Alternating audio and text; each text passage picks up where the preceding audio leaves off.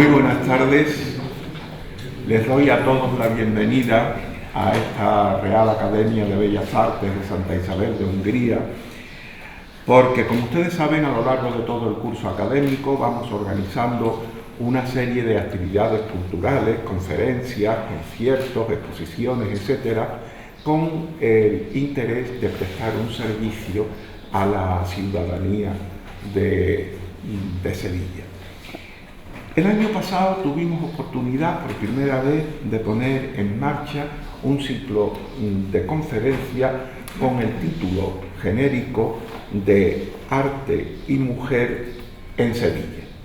Realmente fue todo un acierto, hasta el extremo de que este año, pues repetimos, hacemos la segunda sesión bajo el mismo título, el genérico, pero lógicamente enfocado desde otro punto de vista y con otras personas especializadas en el tema que nos ilustrarán sobre este sugestivo título, además tan en boga, con tanta actualidad, como es el tema de la mujer y el tema de la mujer dentro de ese universo maravilloso de las bellas artes. Para ello, este año, quizás con un deseo de mayor protagonismo, hemos organizado 3 conferencias como el año pasado, pero además le añadimos un concierto que correrá a cargo de Juventudes Musicales. Hoy tenemos el honor de recibir a una persona que yo conozco desde hace años, que coincidimos en la universidad y que me complace mucho tener aquí entre nosotros. Se trata de doña Ana Aranda Bernal, que es profesora titular de Historia del Arte en la Universidad Pablo de Olavide. No voy a decir nada sobre su persona ni sobre su currículum, porque de ello se encargará nuestro querido compañero don Alfonso Pleguezuelo, al que de inmediato voy a dar la palabra. No obstante, a mí me gustaría decirle que doña Ana Aranda esta tarde nos va a ilustrar con una disertación que tiene como título, me parece, algo muy sugerente. Titula su intervención precisamente, aunque sea un poco redundante, la intervención de las mujeres en los procesos artísticos sevillanos desde el siglo XV. Promotoras y artistas, pero no maestras. Le dejo con ella, pero previamente, como he dicho, el doctor Pleguezuelo hará la presentación de la conferenciante. Muchas gracias. Bien, muchas gracias a todos por su asistencia. Como ya ha comentado nuestro director, esta es la segunda convocatoria del ciclo Arte y Mujer en Sevilla, que ya se celebró con notable aceptación por parte del público en el año 23. Y en esta ocasión pues, se pretende sencillamente seguir explorando el legado dejado en nuestra ciudad por mujeres que destacaron en el pasado y también en el presente, por su labor relacionada bien con la creación, con el coleccionismo o también con la defensa, la descripción y la protección del patrimonio artístico y cultural. En esta ocasión, como acaban de comentar, pues van a ser analizados 3 aspectos, 3 casos igualmente relevantes, que los que se analizaron en la primera convocatoria, aunque correspondiente a periodos históricos relativamente diferentes y ámbitos artísticos también bastante variados, abarcando tanto las artes plásticas como la expresión literaria, y no solo trataremos de visiones elaboradas desde una perspectiva local, sino también abordaremos en la charla de mañana, a cargo de María Losada French, que hoy la tenemos acompañándonos en este acto también, las visiones que de lo nuestro han tenido viajeras. Ya sabemos que los viajeros han sido bastante estudiados, las viajeras no tanto, y precisamente por eso hemos querido incidir en ese asunto. Bien, la profesora Ana Aranda Bernal, con la cual también tengo una amistad muy antigua, igual que con su marido hoy aquí presente, también colega historiador, Fernando Quiles. Ella es profesora titular de la Universidad Pablo Olavide, donde ya creo que está acreditada como catedrática, ¿no? Estudió y se licenció en Geografía e Historia en la rama de Historia del Arte de la Universidad Hispalense, donde también se doctoró con un tema sobre la historia urbana de Algeciras, un trabajo con el que se familiarizó con bastantes aspectos patrimoniales del campo de Gibraltar, en el que ha hecho aportaciones de notable relieve. Ha realizado también estancias de estudio en Italia y a estas alturas pues tiene una trayectoria como investigadora muy sólida. En los últimos años ha participado en numerosos proyectos de investigación en los que ha ido haciendo valiosas contribuciones en el campo al que yo mismo en cierta medida me dedico, el de las artes decorativas, las artes también vinculadas a la vida cotidiana en el pasado andaluz, el arte y los espacios domésticos, la indumentaria, la higiene y tantos otros aspectos de la vida material de los andaluces que termina de una manera u otra siempre conectando con el mundo artístico, ¿no?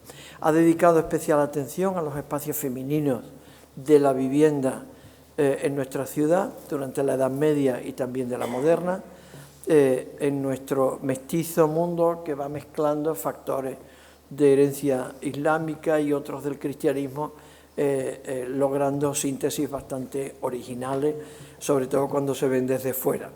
Su vínculo con la historia de la arquitectura le ha permitido también fusionar en cierta forma el análisis de los espacios y las formas de vida, las transformaciones también de los castillos en palacios, que es un fenómeno sumamente interesante que se produce en el siglo XV y que ella ha estudiado en algunos casos concretos, y también le ha permitido adentrarse en el campo de las influencias foráneas de nuestra arquitectura.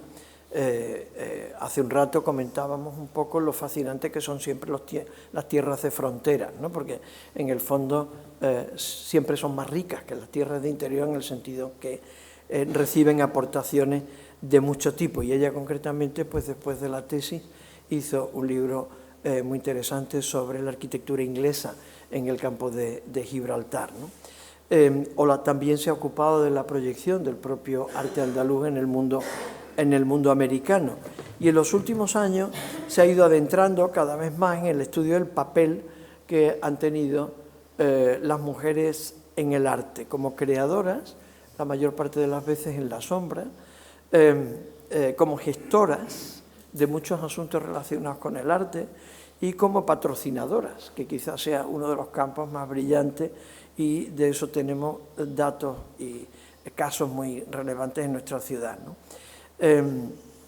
Y básicamente de la difícil relación entre las mujeres y las actividades artísticas, y sobre todo con los gremios, instituciones muy rígidas en muchos aspectos. Es en esa línea, precisamente en esta última línea que cito, en la que Ana y yo hemos confluido, en ese caso tan especial que tenemos en Sevilla, como es el de la escultora Luisa Roldán, en la que ella misma ha hecho aportaciones. Recuerdo su artículo en el catálogo de la exposición, la primera exposición que se hizo sobre la Roldana, promocionada por la Junta de Andalucía en el año 2007, en que hizo un artículo sumamente sugerente. Y, en fin, como pueden ver, y no creo que deba cansar con un currículum que es verdaderamente abrumador, con más datos, estamos ante una gran investigadora que hoy nos va a hablar de las diferentes maneras en que las mujeres han logrado sobrevivir en el mundo del arte, no con pocas dificultades. Así que, sin más, les dejo con nuestra conferenciante de hoy. Muchas gracias. Por supuesto, antes de empezar, mi agradecimiento a la Academia por invitarme a participar en este ciclo, y especialmente también por acoger una actividad sobre la historia de las mujeres, no solo por organizarla este año, sino por traerla desde el año pasado, y espero que convertirla... ¿No se escucha bien? Un poquito más alto. Y espero... Me lo voy a acercar más, ¿no? Que convertirla ya en una costumbre. encontrar un huequito cada año para poder hablar de estos asuntos. Bueno, además de la Academia y a su presidente, por supuesto, mi agradecimiento por sus palabras, que me abruman, porque yo padezco un poquito de síndrome de la impostora, a mi amigo Alfonso Pleguezuelo, porque es que es tan amable, una amabilidad permanente desde hace, pues eso, 30 y tantos años. Yo recurro a él con mucha frecuencia, a sus textos, y siempre encuentro la respuesta, especialmente porque hay un par de temas en los que hemos venido confluyendo desde hace ya bastante tiempo. Además, está entre los historiadores del arte que yo más admiro, porque es riguroso al máximo, pero sobre todo tiene esa inquietud, esa curiosidad que le hace transitar por caminos nuevos, pero es que los abre además y nos los pone ahí por delante para que continuemos profundizando en ello. Así que especialmente sobre sus investigaciones de Luisa Roldán, a la que últimamente pues también yo me estoy dedicando, me parece que son esenciales para el conocimiento de esta autora, que necesita muchos más textos sobre ella, muchas más exposiciones, aunque acabemos de cerrar una, y mucho más trabajo. Y por supuesto, muchísimas gracias a ustedes, a los asistentes, por estar ahí sentados, por haber venido esta tarde a escuchar. Bueno, como saben, en este rato yo les propongo reflexionar sobre las mujeres en el sistema del arte de una manera relativamente amplia, pero intentando centrarme continuamente en el entorno de Sevilla y de Andalucía. Desde un planteamiento que no va a ser formalista, no puede serlo. Esa es una forma de hacer historia del arte pertinente, necesaria, pero entiendo que incompleta. Me explico. Si con ese método formalista y más tradicional no aparecen mujeres por ningún sitio, el conocimiento sobre ellas no se ha transmitido a la sociedad y ni siquiera a los especialistas, porque la mayoría de nosotros hemos cursado licenciaturas o doctorados en Historia del Arte sin oír ningún nombre femenino en las aulas, teniendo en cuenta que sí hubo mujeres en la práctica artística y que en algunos casos eran muy conocidas por sus contemporáneos, desde el siglo XV hasta, bueno, yo voy a hablar hasta el siglo XVIII y alguna pequeña incursión en el XIX, no voy a hablar de tiempos más contemporáneos del siglo XX. Bueno, pues como digo, si se ha dado esa situación, pues será porque nuestro método de investigación, de estudio y de docencia tradicionales no han sido lo menos los más adecuados para conseguir el objetivo de cuál ha sido la relación de ese 50% de la población, que somos las mujeres, con la cultura artística. Y digo esto porque no quiero pensar ni estoy de acuerdo con la idea de que conscientemente se haya mirado para otro lado, se haya borrado a las mujeres del pasado, en absoluto. Concluyo más bien, después de 25 años de reflexión, que los sesgos de la sociedad en la que vivíamos nosotros y los estudiosos desde el siglo XIX, así como cierta inercia que nos resulta relativamente cómoda, pues habían dado lugar primero a que no nos hiciéramos las preguntas metodológicas adecuadas. Segundo, a que sintiéramos cierto rechazo ante novedades que corregían modos de hacer muy interiorizados. Y en tercer lugar, a que una vez conocidos los nombres y el trabajo desarrollado por las mujeres a lo largo de los siglos, pretendiéramos sin más incorporarlas al mismo tipo de historia del arte que veníamos haciendo, lo cual como mínimo chirría un poco. Por ejemplo, este es un esquema básico del Renacimiento italiano, el que tradicionalmente nosotros estudiamos. Cuando comenzamos a descubrir los nombres de las mujeres artistas contemporáneas a estos autores, y aún no se había resuelto que era imprescindible usar un método de estudio nuevo, pues se aplicó el sistema denominado échate para allá que está llegando más gente y hay que hacer sitio. Un par de codazos, se abre un hueco y se coloca algún que otro nombre más en la lista, como se venía haciendo cada vez que la investigación hacía surgir una nueva figura de un hombre artista. Aquí pongo el ejemplo de una mujer como Sofonice van Guisola, de la que ya se tenía noticia desde el propio siglo XVI por Vasari, nada más y nada menos, aunque su obra apenas era conocida porque estaba atribuida a otros maestros de la corte española, especialmente a Sánchez Coello. Hay otros ejemplos, pero siempre se consideraba que tal pintora o cual escultora entraba en este Olimpo por ser excepcional, como tantas veces se ha dicho de Luisa Roldán. Voy a aludir a ella como ejemplo en varias ocasiones, y sin buscar la explicación a que eso hubiera ocurrido, manteniendo el mismo canon aplicado a los hombres. Sin embargo, cuando aumenta el conocimiento, ya no se trata de una mujer que surge por aquí y otra por allá, sino que la evidencia nos muestra cada vez a más artistas, debemos plantearnos si seguimos pensando que son excepciones o es que aún desconocemos mucho de las circunstancias en que se produce el hecho artístico. Antes de incorporar los nombres de estas mujeres a codazos, hay que averiguar qué pasó para que no aparecieran regularmente desde los primeros textos de la historia del arte en el siglo XIX. Y sí, sé que tienen la respuesta en los labios. ¿Cómo convertir en compañeros de podio a Diana Scultori y a Miguel Ángel? O a Marietta Robusti y a Tintoretto, que era su padre. Y esta es una opción de análisis si nuestra mirada es exclusiva sobre la historia del arte, pero no es incompatible con otras maneras de mirar y de aspirar a conocer el pasado. Yo no creo que sea una cuestión de dar codazos, sino de ampliar el foco sobre la complejidad de la práctica artística y arquitectónica. En esta pantalla he reunido a mujeres del entorno sevillano o relacionadas con él hasta el siglo XIX, artistas y promotoras.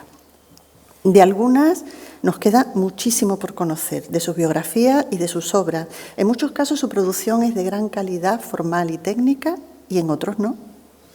Pero los documentos nos dicen que esto es una realidad, que estas mujeres vivieron y trabajaron en la práctica artística. Podemos limitarnos a conservar la información, hacer listas, dar codazos, o bien mantener nuestra curiosidad sabiendo que los datos necesitan análisis para que se transformen en conocimiento. En estas investigaciones hemos avanzado muchísimo en las últimas décadas, aunque ese conocimiento permanece, la verdad, en un nicho de estudio muy concreto y está al tanto de ello un sector muy reducido de la profesión.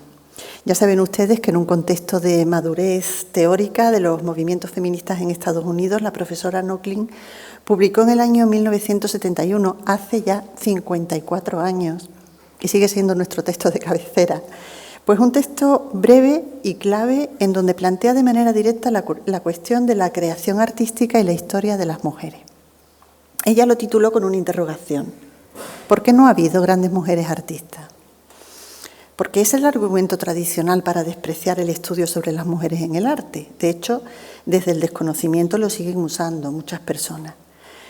¿Quién no tiene un vecino que ante una obra de Picasso dice esto lo hace igualito mi niño?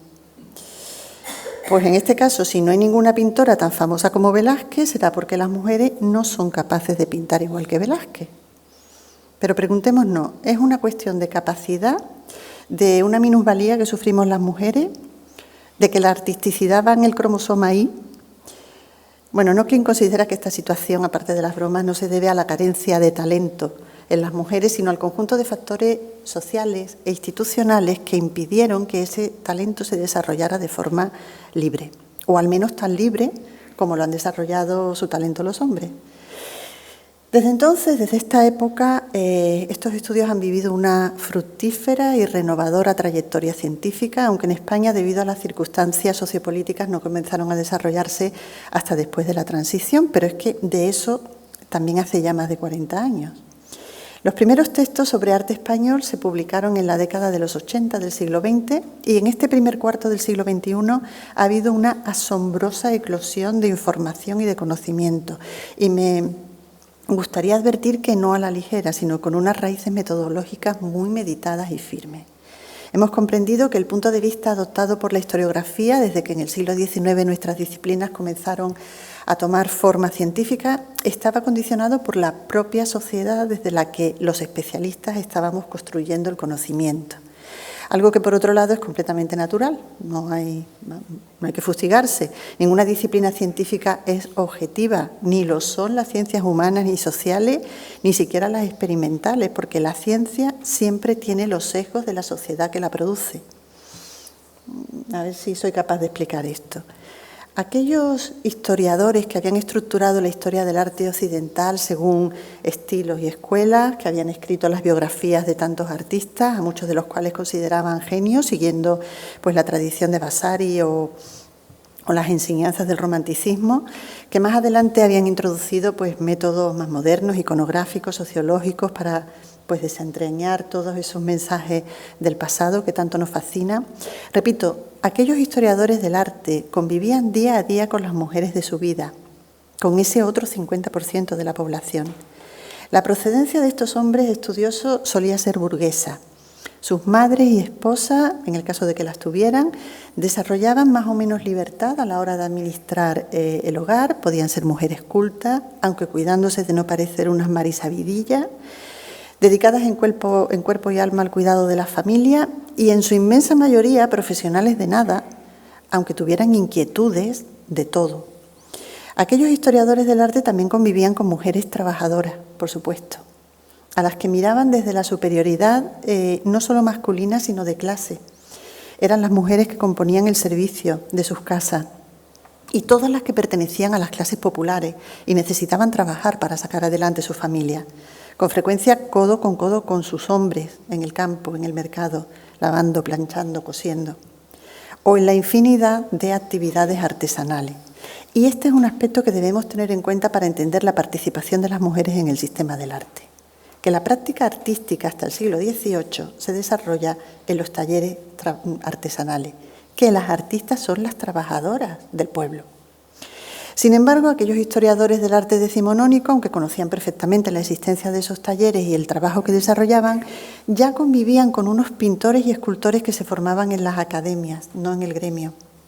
Y en esas academias, en el siglo XIX, se les cerró las puertas a las alumnas, aunque también fueran de procedencia burguesa, hasta el punto de que hubo que crear academias para señoritas, en donde se formaron excelentes artistas cuyo trabajo fue, por supuesto, minusvalorado por las mentes bien pensantes.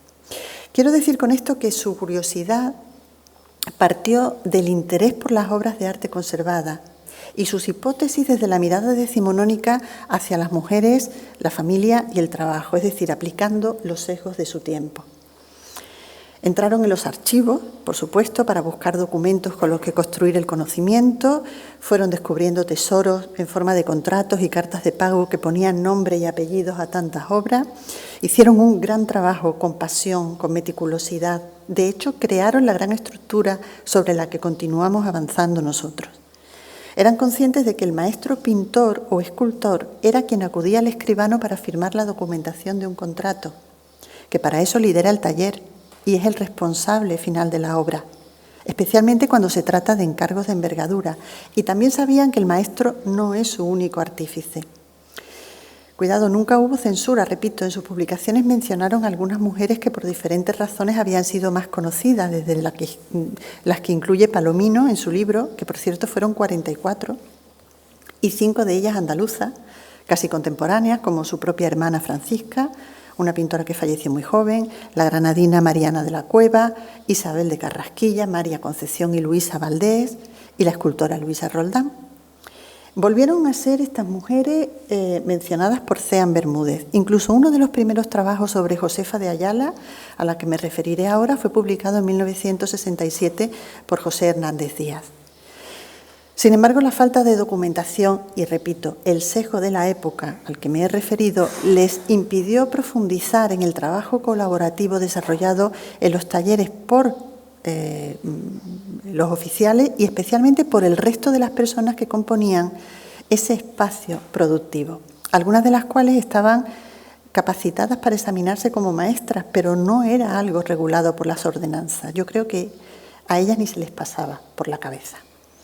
Como en cualquier otro taller artesanal, de su buena marcha depende la supervivencia o la buena fortuna de la familia, tanto de la familia del maestro como la del resto de los trabajadores, y para conseguirlo todas las manos son pocas. Efectivamente, las manos en las que están pensando, las de los hijos y las hijas de los maestros. Mano de obra gratuita y muy cualificada en algunos casos, que sin embargo quedan diluidas en el producto final.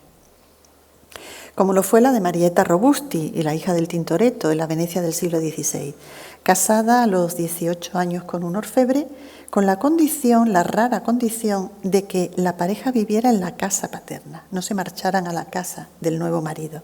De forma que Marietta continuó trabajando en el taller hasta su muerte por parto 10 años después. En ese sentido, seguramente recuerdan el conflicto que vivieron Luisa Roldán y su padre por el tema del casamiento de la niña, pero quizá no están al tanto de las últimas noticias. Efectivamente, Pedro Roldán se negó a autorizar el matrimonio de Luisa con Luis Antonio de los Arcos, y eso ha sido un lastre para la reputación del pobre novio, porque hubo quien interpretó que Roldán quería para su hija a alguien mejor que ese yerno. Hoy sabemos que Roldán se negó al casamiento de la mayoría de sus hijas e hijos, menos de los últimos. Quizá a esas alturas ya había aceptado que la familia no le hacía ningún caso. También encontramos ejemplos de esposas de artistas trabajando en los talleres. Aunque como ellas no tienen por qué haber recibido formación artística en su infancia y primera juventud, es más frecuente encontrarlas como gestoras administrativas. Eso explica que al quedar viudas, algunas mujeres de artesanos siguieran al mando de talleres cuyos oficiales son los que producen la obra. Ellas lo gestionan. Un caso bien documentado es el de las caudaleras de los talleres alfareros de Triana a mitad del siglo XVII, especialmente en torno a 1649, cuando muchas de ellas quedan viudas por la epidemia de peste y aparecen documentalmente encargadas de la gestión del negocio. Lo que lleva a pensar que la cualificación la habrían obtenido trabajando allí mismo antes de quedar viudas, no de la noche a la mañana, trabajando codo con sus maridos. Los datos están en los archivos, siempre han estado, pero había que enfocar la mirada.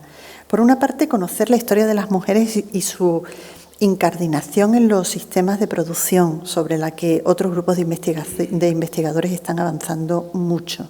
Y luego, saber o querer prestar atención a documentos protagonizados por mujeres. Coincidencia o no, se ha comenzado a investigar sobre las mujeres en el sistema del arte precisamente cuando las mujeres nos hemos incorporado en número suficiente a la universidad. Digamos que era imprescindible que hubiera una masa crítica para abrir nuevas puertas al conocimiento. Como decía al principio, en el mundo anglosajón eso ocurrió en el último tercio del siglo XX y en el caso español hubo que esperar a los primeros años del siglo XXI. Mi modestísima experiencia arranca en el año 2001. Aparte de la investigación y más allá de la docencia en grados y posgrados, cada vez son más numerosas las actividades como esta, cursos, conferencias, trabajos desde la universidad con estudiantes de enseñanzas medias. Eso es muy interesante. En el caso de Andalucía, con el apoyo institucional de la Consejería de Educación para que los contenidos sobre las mujeres hayan sido incluidos en la programación de selectividad. En fin, todo un éxito social acorde con el avance de los tiempos y el afán de igualdad en el presente que hace razonable no olvidar a las mujeres del pasado. Sin embargo, hay algunos aspectos que merece la pena mencionar por su resistencia al avance del conocimiento. Me refiero especialmente al rechazo que parece producir en determinados ámbitos el término género. Me explico. Fue en el territorio de la antropología cultural donde la expresión género se convirtió en una categoría de análisis, empleada para entender la organización social, económica, política, incluso jurídica, según la cual las diferencias entre hombres y mujeres se traducen en términos de desigualdad de sexos. La transversalidad del enfoque o la perspectiva de género fue asumida por la Unión Europea con la firma del Tratado de Ámsterdam de 1999, ratificando así los acuerdos de la Cuarta Conferencia Mundial sobre Mujeres de Naciones Unidas que se celebró en Beijing en 1995. Es que estamos hablando ya de muchos años. En España esto se tradujo en una ley orgánica, la 3 de 2007 y la 14 de 2011, de la ciencia, llamada de la ciencia, tecnología e innovación. Pongamos un ejemplo de investigación con perspectiva de género. Esto es una experiencia particular mía, después de estudiar muchos casos de promotoras y artistas del pasado, concluimos que nunca se comportan como hombres. En las artes plásticas no se da el firmar las obras con seudónimo masculino, como sí ha sucedido ocasionalmente en literatura. Al contrario, desde los valores femeninos, estas mujeres encontraron en unos entornos que no se lo facilitaban la manera de desarrollar su trabajo. Por eso es insuficiente construir sus biografías artísticas con el canon utilizado habitualmente para los hombres, porque sus circunstancias no fueron las mismas. Desde una perspectiva de género analizamos precisamente esos modos que permitieron a estas mujeres ser profesionales en un mundo de hombres. No queremos pasar esto por alto. acabar rápido con la justificación de que eran mujeres excepcionales y que basta con estudiar su obra pues desde un punto de vista estilístico, que si era más barroca o menos barroca. Queremos saber cuáles fueron sus estrategias, planificadas o casuales, las hay de todo tipo, las que utilizaron para formarse, desarrollar su trabajo y vivir de él, completamente distintas a las estrategias de los hombres que sí estaban normatizadas.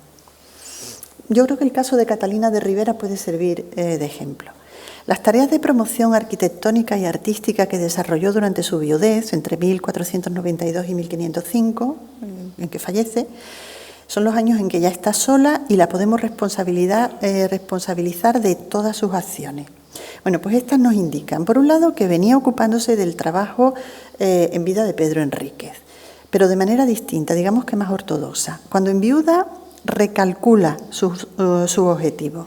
Quiere que a través de la arquitectura y el arte se construya la imagen de un linaje nuevo, el de los Enríquez de Ribera, segregado del linaje Ribera que pues tanto dolor y represalia familiares le causaba, pero eso da para otra historia. Catalina de Ribera es una mujer muy inteligente, gran gestora y empresaria, pero se cuida mucho de construir su fama sobre la imagen de ambición personal, que no es una virtud aceptada en las mujeres. Así que siempre encuentra la manera de justificar todas sus actuaciones en el legado de su marido, en el bien de sus hijos o en el bien de los desfavorecidos. De todo ello sale a la luz cuando aplicamos el análisis a través de la perspectiva de género. Josefa de Ayala, otro ejemplo. Nacida en Sevilla en 1630, pero trasladada con su familia a Óbidos, en Portugal, de donde era su padre, maestro pintor. Con él aprende, claro. Esto es una constante, aprender en la propia casa, con la honra bien protegida. Pronto destaca y se hace con una importante clientela que difunde sus obras. Pero ni siquiera cuando alcanzó fama internacional sale de su pueblecito, donde obviamente no había gremio de pintura que le impidiera trabajar por no tener examen de maestría.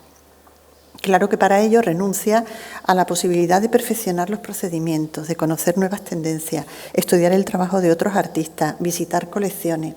Ese es el precio a pagar y eso afecta a su obra, obviamente.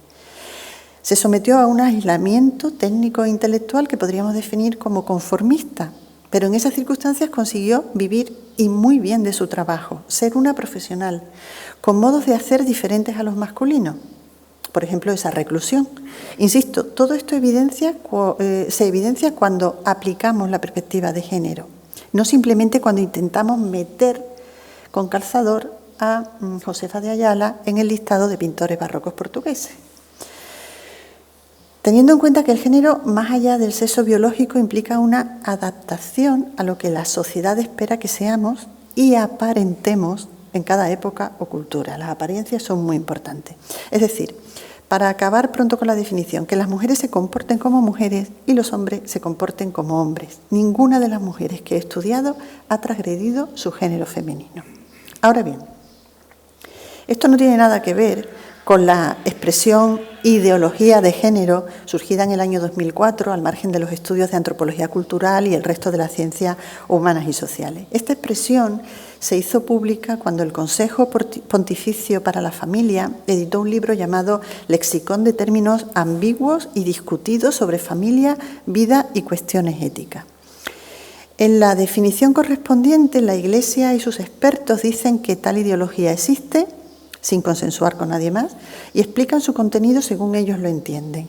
Realmente aprovechan este diccionario para dar su visión sobre el feminismo, la homosexualidad, el divorcio, el aborto, un totum revolutum de parte al que denominan ideología de género y que a partir de entonces se han difundido por determinados sectores de nuestra sociedad y grupos políticos surgidos en los últimos años.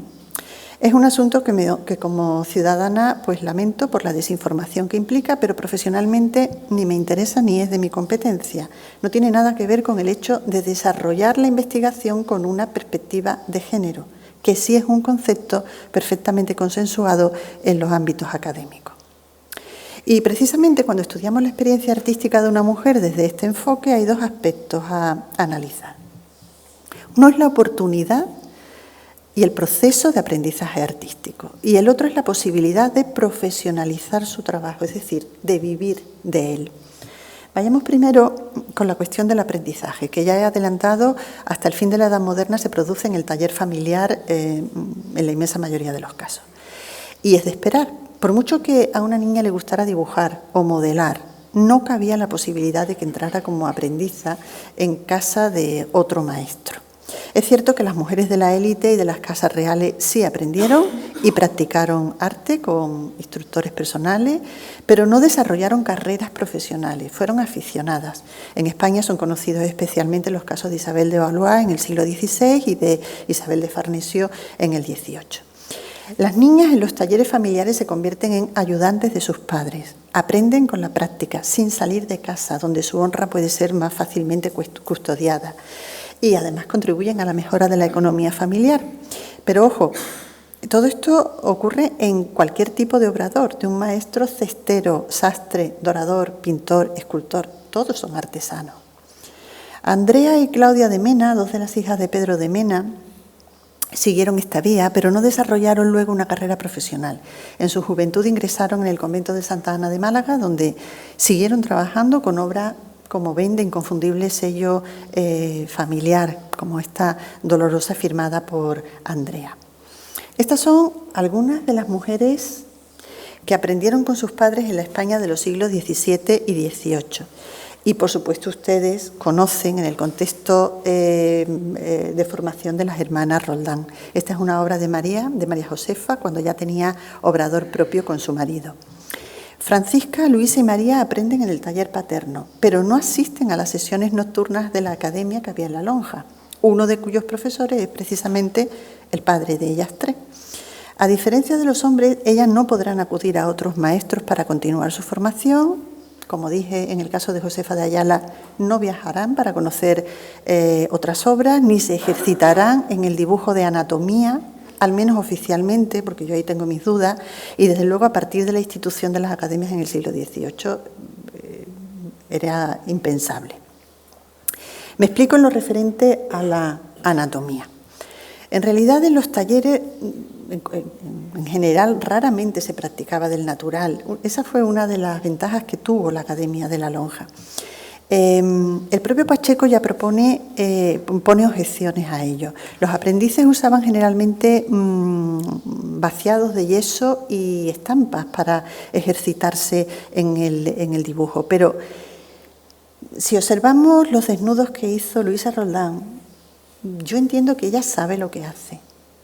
Esta mujer ha practicado dibujo anatómico antes de ponerse manos a la obra con estas tallas. No sé la opinión que tienen ustedes.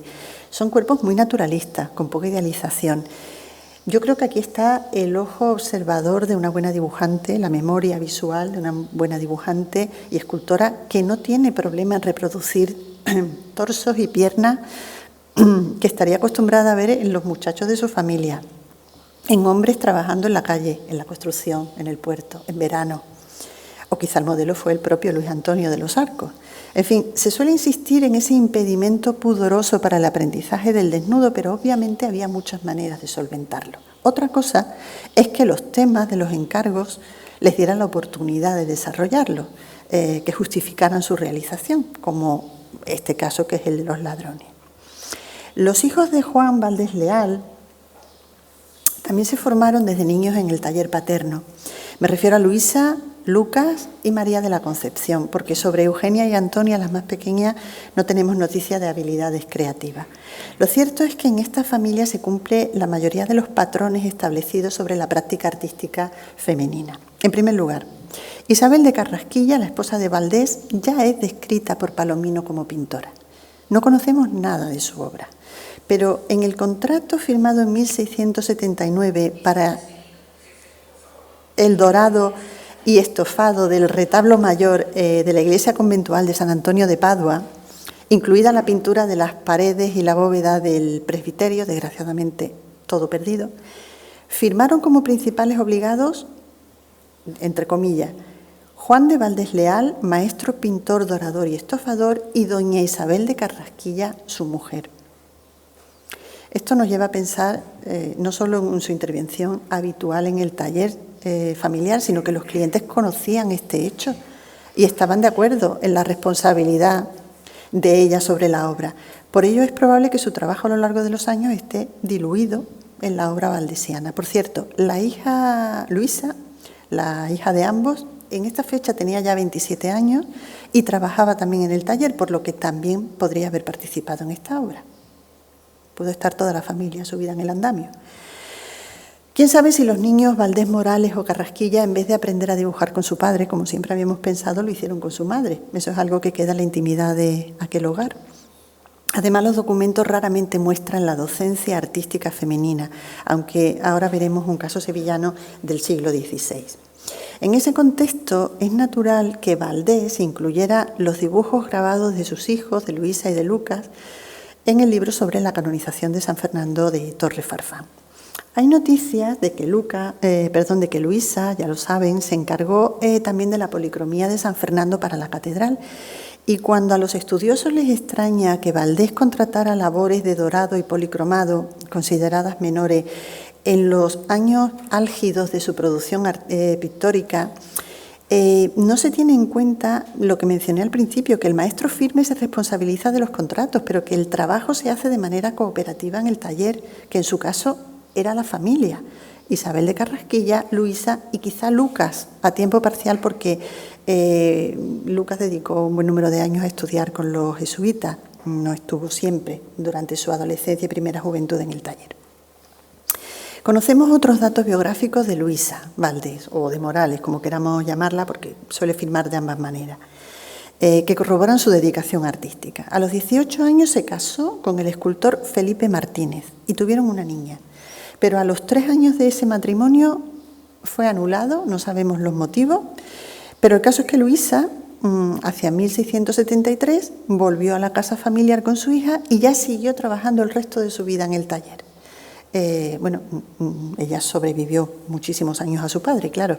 8 años después del fallecimiento de Juan Valdés Leal, Luisa tenía ya 45 años y continuaba trabajando, porque sabemos que, vuelve a ser literalmente, un relieve del sueño de San José para el Hospital de los Venerables fue llevado a estofar a casa de doña Luisa Valdés.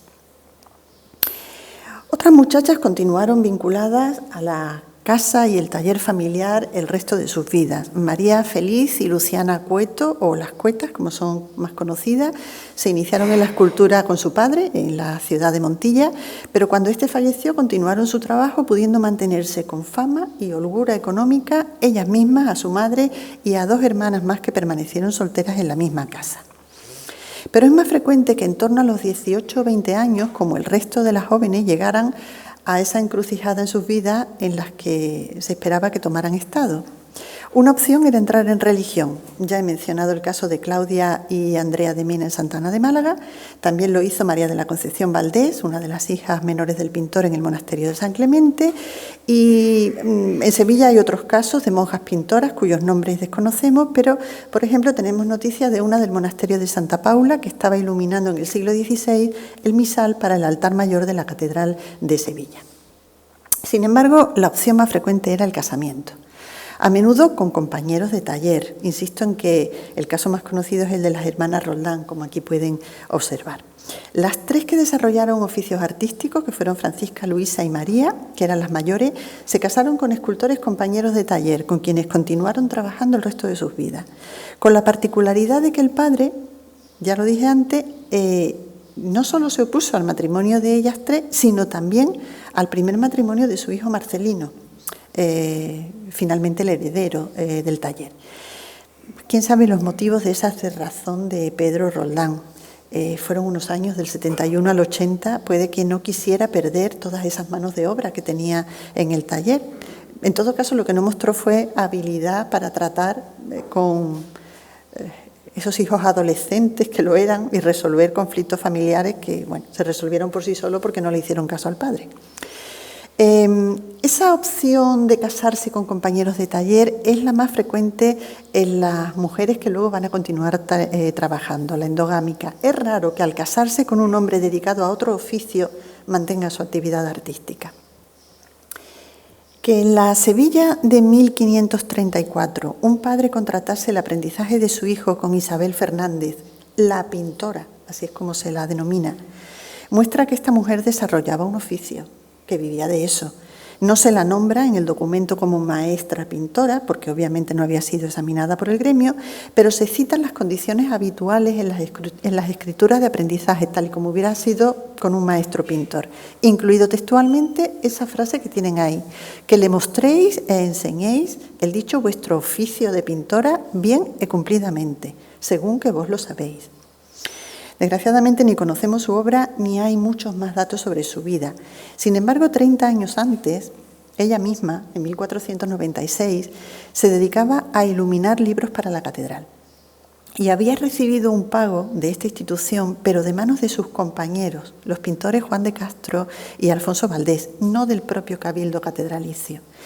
Se observa una subcontratación que indicaría pues, una estrategia de una mujer para poder trabajar. Quizá eran sus inicios, seguramente lo hizo por menos dinero que ellos dos. Había una connivencia con esos dos maestros que sí estaban agremiados. Hoy diríamos que trabajaba en negro. A cambio, iría construyendo una buena reputación como pintora que, como vemos, realmente funcionó y 30 años después seguía manteniendo su taller abierto. Cuando en 1680 la pareja formada por Luisa Roldán y Luis Antonio de los Arcos toma un aprendiz, la documentación, como es habitual en ellos, pues está firmada por él. Pero ¿cuánto podía enseñar cada uno al muchacho? ¿Y por quién eligió precisamente ese taller la familia del niño? ¿Por la enseñanza que podía proporcionar Luisa o la que podía proporcionar Luis? Al principio de su carrera, Luisa Roldán también tiene que recurrir a un subterfugio para ser profesional. Aunque el viernes sabremos muchísimo más sobre este asunto a través de la conferencia de Alfonso Breguezuelo, yo creo que es muy probable que la pareja nunca engañara a nadie. Solo guardaban las apariencias cuando Luis Antonio firmaba un contrato de escultura en el despacho del escribano y a la misma hora Luisa estaba trabajando en el taller, quizá en esa misma escultura. Sin embargo, en mi opinión, algunos historiadores de vez en cuando sufren un ataquito de sesgo, sin contemplar que Luis Antonio, con una actitud inteligente y generosa, yo admiro muchísimo la figura de Luis Antonio de los Arcos, reconociendo las capacidades de cada cual, las que tenía él y las que tenía ella, representara a Luisa con su firma en los primeros contratos, pero que en el taller no colaborara en mayor medida que la de un oficial. Sin quitar que los papelitos con la constancia de autoría que Luisa dejó en el interior de algunas obras, yo creo que se aprecia el síndrome, también en ella, de la impostora que parece sufrir. Ese proceso psicológico que hace dudar de sus logros y capacidades a una persona a pesar de tener evidencia de cierto éxito. Y es que cuando un hombre firma una obra, no incluyen los créditos a todo el equipo del taller, eso no lo hemos visto nunca. Incluir, por ejemplo, a los oficiales que trabajan con él. Eso sí, como si de alguna manera formase parte del contrato social, ella reconoce a quienes han participado en la talla. Su marido, yo creo que como oficial, y en la policromía, su cuñado Tomás.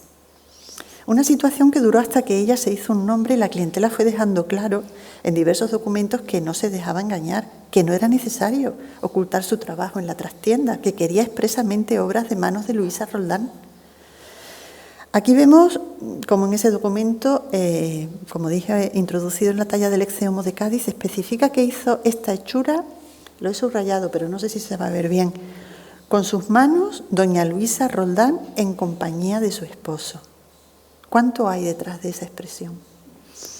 Como decían los capitulares de Cádiz dos años después, en 1686, al encargarle las esculturas de los patronos San Servando y San Germán, pues en esta ciudad se halla doña Luisa Roldán, mujer de Luis Antonio de los Arcos, única escultora de los tiempos, a quien la Santa Iglesia Catedral trujo de la de Sevilla solo para las hechuras de patriarcas y ángeles del nuevo monumento, que las ha ejecutado con universal aprobación, por lo que se puede encargarle nuevas hechuras de dos santos, que son estos, bueno, este y San Germán.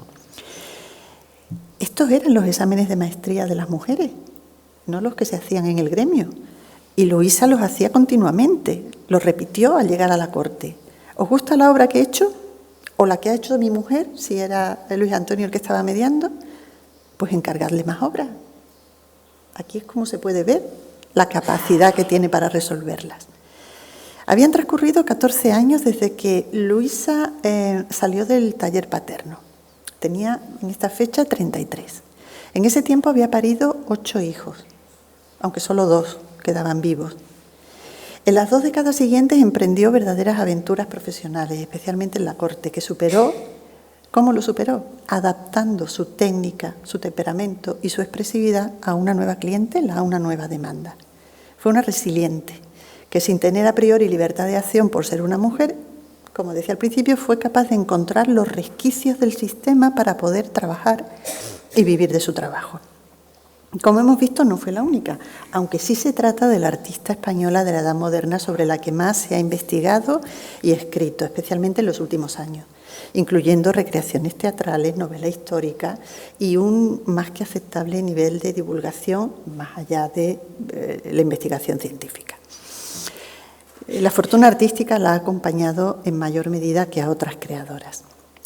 Para concluir, hoy sabemos que un buen número de mujeres artistas, desde la Baja Edad Media hasta el final de la Moderna, consiguieron desarrollar carreras profesionales, eso sería en terminología actual, con las que adquirieron cierta fama, se ganaron la vida e incluso mantuvieron a sus familias. Y para ello usaron estrategias de forma más o menos consciente, como servirse de los hombres de sus familias como maestros, jefes de taller y representantes administrativos, aprovechar la cercanía a clientes tan excepcionales como una casa real o acercarse a los centros artísticos, o no acercarse a los centros artísticos importantes para evitar las limitaciones impuestas por el sistema gremial. Ahora bien, respecto a esta institución, al gremio, no hay noticias, yo nunca he encontrado ninguna, ni he leído que la haya encontrado nadie, de que los gremios persiguieran a ninguna mujer por el trabajo que estaban haciendo, por no tener examen de maestría. Más bien hacían la vista gorda cuando la clientela mostraba su preferencia por alguna de estas autoras, porque al final lo que imperaba era la ley de la oferta y la demanda. Mi intención inicial fue incluir con mayor profundidad la casuística de las mujeres que participaron en el sistema del arte de una manera más global, tanto desde las labores de promoción artística y mecenazgo como de la meramente producción. Especialmente de Catalina de Rivera, a la que sí he hecho alusión, de Isabel Enríquez, marquesa de Montemayor, y su labor en el convento de Santa Paula de Sevilla, que es muy interesante, de Teresa de Zúñiga, la duquesa de Béjar, respecto al convento de Regina Angelorum, el Palacio de Altamira, el de Belalcázar, aunque sea en Córdoba, y tantísimas obras, o Beatriz Pacheco, la marquesa de Cádiz y duquesa de Arco, en los últimos años del siglo XV, principios del XVI, por sus obras en Arco y en Santa Clara de Carmona. Lo que pasa es que eso ya requería mucho más tiempo. No, prefería concentrarme un poco más en las artistas. Así que lo dejamos aquí. Le agradezco muchísimo su paciencia y atención y, por supuesto, estoy a disposición si queda tiempo para lo que quieran sugerir y preguntar. Muchas gracias. Espontáneo, crítico y cargado de novedades, por otra parte, porque hay mucha de la información que comentaba, yo la desconocía y quiero agradecer el esfuerzo de darnos una charla tan estupenda. Cuando yo de la mía de la Roldana, algunos datos van a repetirse, obviamente, claro, pero el sesgo que yo le voy a dar al trato de la Roldana es relativamente diferente y el solapamiento será menor. Pero y será sobre todo fruto más de la confluencia de las miradas que tenemos tanto Ana como yo sobre el asunto, que no de otras razones, ¿no? Pero es que a mí tu mirada me parece perfecta, quiero decir. Muchísimas gracias. Es que lo he leído todo. Sí, pero a mí me parecía que la charla de Ana tenía una función fundamental y la ha cumplido sobradamente, y es contextualizar el asunto. Es decir, yo me voy a limitar a las opiniones que se emitieron sobre la obra de la Roldana, pero era muy importante tener una visión del contexto general con otras muchas artistas, porque solamente los cuadros que has puesto al principio, con la cantidad de personajes, algunos bastante estudiados como Josefa de Ayala y tal, pero son muchísimas. Y realmente uno de los problemas, yo estos días que he estado en feria en Palermo, me compré un libro de esculturas en cera. y me apareció una señora, curiosamente ella se llamaba Martino, creo que era, pero a ella le llamaban la Martina, es decir, una feminización del apellido, probablemente para diferenciarla de su padre.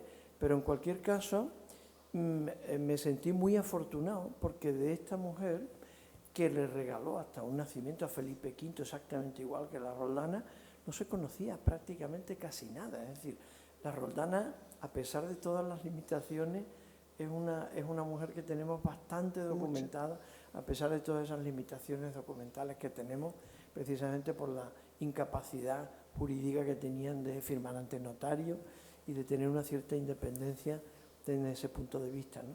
De manera que yo creo que la charla, a mí personalmente por lo menos, me ha parecido una charla excelente y sobre todo muy contextualizadora de lo que pueda ser una segunda visión que nos dará María Losada mañana de un tema en literatura, que también es muy interesante esto de poner en relación distintas formas de expresión artística, la literatura con las artes plásticas, ¿no? De manera que no sé si habrá alguna pregunta, porque son tantas las cuestiones que han surgido. No sé si alguien quiere comentar algo o hacer alguna pregunta concreta. Bien, pues entonces reiteramos nuestro agradecimiento a Ana a usted y su generosidad por la charla.